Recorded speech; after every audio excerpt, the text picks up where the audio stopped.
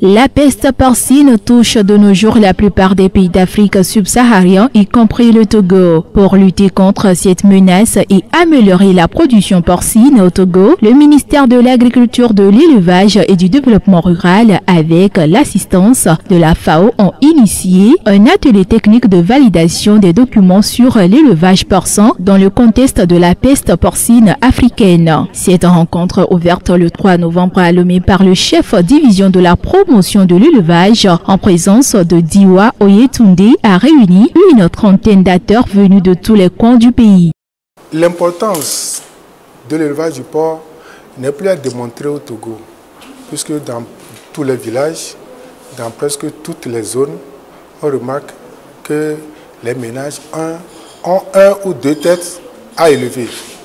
L'objectif principal, c'est d'abord de trouver la viande de porc disponible juste à côté.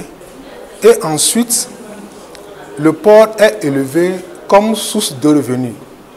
Et dans les milieux reculés, on l'appelle la banque sur pied. C'est-à-dire que quand il y a juste un problème qui survient, c'est le porc qui répond.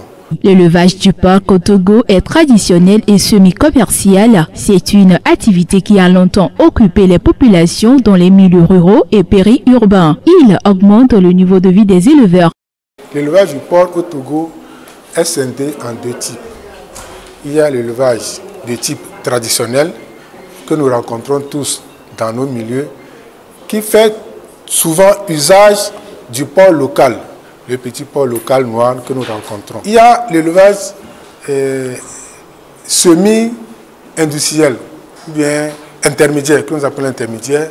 Dans ça, il y a plus d'investissement.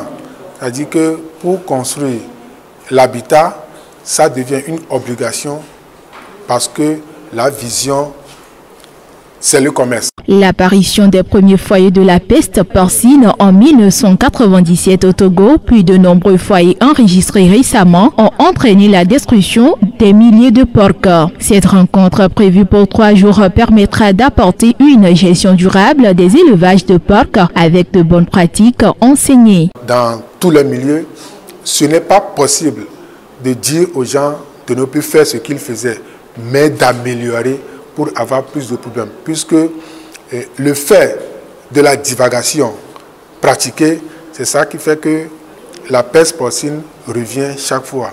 Alors, dans le système intermédiaire, puisque les animaux sont dans un enclos, ils ne sortent que lors de la vente.